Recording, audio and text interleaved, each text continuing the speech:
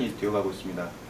이렇게 자립생활 이념이 들어오면서 이제 자생적으로 자립생활 센터가 설립이 되고 있고 운영이 되고 있는데, 이 과정에서 과연 자립생활을 어떻게 바라볼 것인가 라고 했을 때 일부는 자립생활 센터의 어떤 기능을 강화해서 그 장애인들에게 필요한 서비스를 전달해야 한다 라고 하는 한 분류가 있고, 또 다른 한 분류는 예를 들어서 활동보조 제도와 같이 어떤 자립생활 기능의 강화가 아닌 어떤 개인의 역량이라든가 개인의 어떤 지원이라든가 이렇게 보편적인 권리를 위해서 투쟁을 하고 있고, 또 그러한 활동을 하고 있는 그런 센터들이 있습니다. 무엇이 옳으냐 아니냐는 어떻게 보는 관점에 따라서 조금씩은 차이가 있다고 생각합니다. 그러나 자립생활은 보편적인 권리라고 생각을 합니다.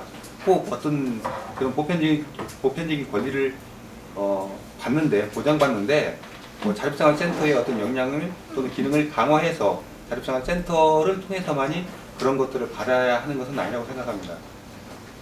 내가 필요한 서비스, 언제 어디서든지 내가 살고 있는 지역에서 가까이에서 그러한 필요로 하고 있는 서비스를 다양하게 받을 수 있어야 된다고 생각을 하고 있고요. 그래서 꼭 그것들이 자립생활 센터를 통해서만이 아닌 이러한 이념과 철학이 복지관이라든가 또는 자활후견기관이라든가 이러한 어떤 복지기관을 통해서, 또는 어떤 사회 구조, 사회 환경, 사회의 어떤 그런 기능 등을 통해서 다양하게 받을 수 있어야지 꼭 그것이 자립생활 센터를 통해서만이 받아야 한다라고 말할 수는 없다라고 보고 있고, 그런데 아직까지 그러한 어떤 서비스들이 없다 보니까 이것이 고유의 어떤 자립생활 센터의 사업으로 인식하고 있고, 그래서 꼭 자립생활 센터만이 그러한 사업들을 할 수 있다라고 생각하고 있는 사람들이 좀 있는 것 같습니다.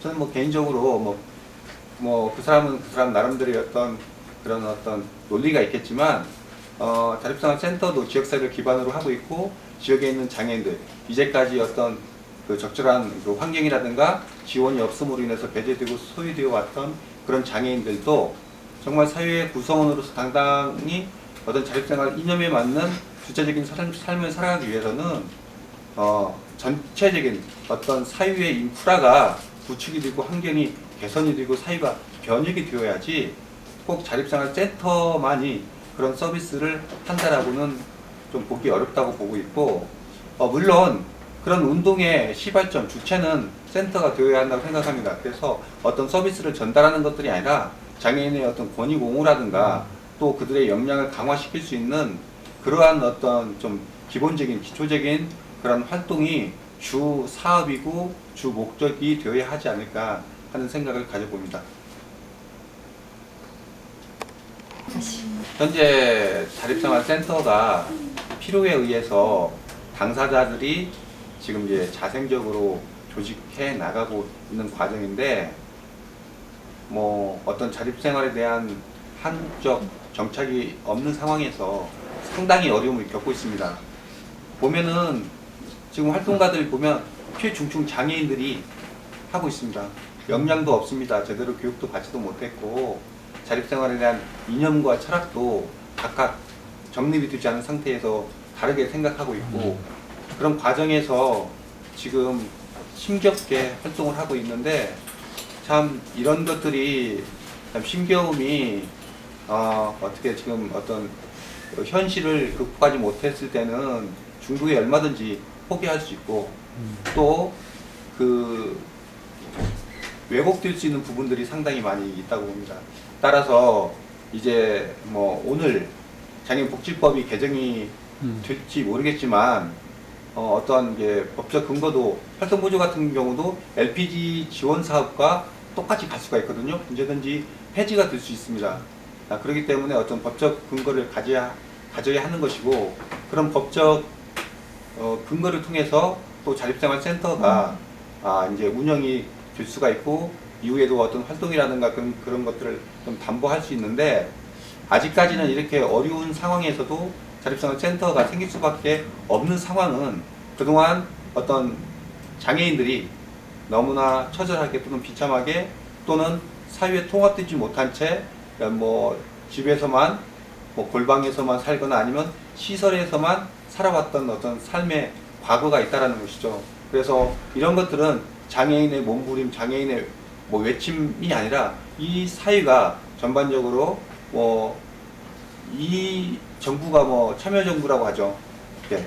말로만이 그러니까 립 서비스만이 아니라 정말 장애인들도 소외되고 배제되어 왔던 그런 장애인들도 사회에 참여할 수 있는 좀 그러한 그 계기가 되고 또 그러한 지원을 통해서 자립생활센터들도 올곧게 세워질 수 있도록 하는 바람입니다. 인터뷰해야 되는데. 거봐요. 아까 내가 했는데. 도장을 받아놓을까요? 받아놓지 뭐. 낙도장 이번 달 생활 운동에 대해서 좀 말씀을 해주시기 바랍니다. 자립생활이라는 게 누구나에게나 다 필요한 거라고 저는 생각을 해요. 그러니까 장애인뿐만 아니라 비장애인이나 뭐 노인들이나 뭐 여러 가지 사회적으로 이 사회적 생활을 하고 있는 사람들이라면 누구나 다 자립생활 필요한 건데 장애인, 특히 중증의 장애를 가지고 있는 사람들에게 자립생활이라는 게 특히 의미가 있는 이유는 자기가 혼자 모든 그 일상생활들을 할 수 없고 그리고 그 안에서 장애인들 같은 경우 소외와 배제 속에서 살아가면서 여러 가지 다양한 차별들을 받고 있고 사회와 가족에게 짐으로 존재하는 존재이기 때문에 더더욱 자립생활이라는 것들 의미가 있고 그 이념이 장애인에게 더 왔다는 거거든요. 그랬을 때 자립생활이라고 우리가 얘기할 때 일상적인 생활들을 지역사회 안에서 차별과 배제 없이 살아가는 게 이제 장애인 자립생활의 목적이라고 얘기하고 있는데 그렇다면은 가족이나 주변 사람들 그리고 사회에 더 이상 짐이 되지 않으면서 내 삶을 살아가는 장애인은 그런데 그렇게 되려면 지역사회 안에 기반 자산과 모든 사람들의 인식이 장애인에게 열려있다고 생각한다. 그런 것들이 그냥 만들어지는 게 아니라고 저는 생각하거든요. 즉 사회적 변화 속에서 그런 것들이 만들어지고 장애인 인식이 개선되고 그리고 주변 환경들이 변화하는 건데 이것을 변화시키기 위해서는 물론 이제 정책적으로 정치하는 사람들이나 권력의 상층부에 있는 사람들이 변화시킬 수 있지만 그것은 대단히 늦고 또 장애인이나 사회적 약자들이 원하는 변화가 아니거든요. 결국 자립생활을 이룩하기 위해서는 중증의 장애인을 가진 사람들이나 사회적 약자들이 자신의 원하는 사회적 환경과 그 인식들을 개선해 나가는 그 선두적인 역할들을 해야 하기 때문에 저는 자립생활에 있어서 운동은 대단히 의미가 크다. 그리고 당사자로서의 장애인 스스로의 목소리와 목적의식이 뚜렷한 것이 자립생활 운동이다라고 생각하고 운동이 없이 자립생활을 얘기하기는 저는 되게 어렵다라고 생각하는 때문에 자립생활에 있어서의 운동의 의미는 되게 커다랍니다. 그리고 장애인 당사자가 정말 지역사회 안에서 자신의 삶을 책임지고 올바르게 살아가기 위해서는 자립생활 운동이 꼭 필요하다라고 생각합니다. 예, 그럼 방금 말씀하셨던 자립생활 운동 속에 뭐 이제 센터의 역할이 여러 가지가 있을 수 있을 것 같은데 뭐 일단은 뭐 이제 지역 사회에서 장애인이 자립생활을 할 수 있는 사회적 환경을 만들기 위해서 센터가 해야 될 일들이 또 있을 것 같아요. 예, 그걸 좀 말씀 좀 해주시겠습니까? 2000년도 들어오면서 이제 우리 한국 사회도 자립생활 운동이 얘기됐고 자립생활 도입되면서 센터들이 대단히 많이 생겼거든요. 특히 아무것도 안 하고 있는 중증의 장애인들이 사회 참여를 할 수 있는 공간적인 역할에 대한 큰 의미가 있다라고 생각하고 그 센터라는 것을 통해 장애인들이 일을 하고 또한 사회적 참여를 하고 그리고 인간관계를 만들어 나가는 것에 대단히 의미가 있다고 생각을 해요. 그렇다면 센터라는 게 앞으로 어떻게 되어 가야 되느냐. 물론 이제 장애가 심하고 장애인으로서 살아가는 당사자들의 목소리를 내는 것이 센터로서는 가장 의미가 있는 거고 또 사회적으로 여러 가지 차별이나 배제 속에서 살아온 장애인들이 개개인별로 얘기했을 때는 아마 그 목소리를 높일 수 있는 그 여건이 조성이 안 돼요. 센터라는 것을 통해 센터 안에서 여러 사람들이 힘을 합해서 지역사회를 바꿔나갈 수 있는 하나의 힘을 역할을 해줄 수 있는 것이 저는 센터라고 생각해요. 그것을 조직하고 활동하고 그것을 변화시키는 걸 만들어 나갈 수 있는 것이 센터라고 생각을 하고요.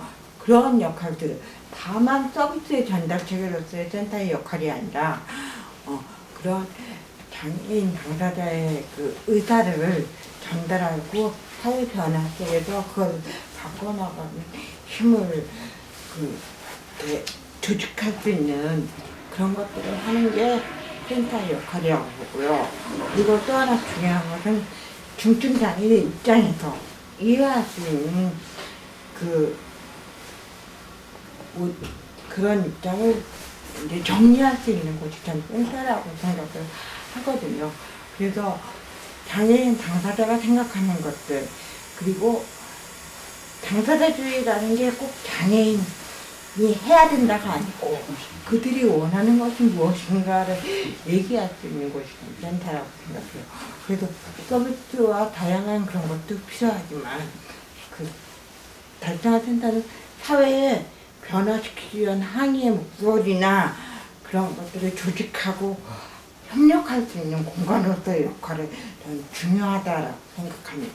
그럴 수 있어야만 달성화 센터로서의 올바르게 발전할 수 있을 거라고 생각합니다.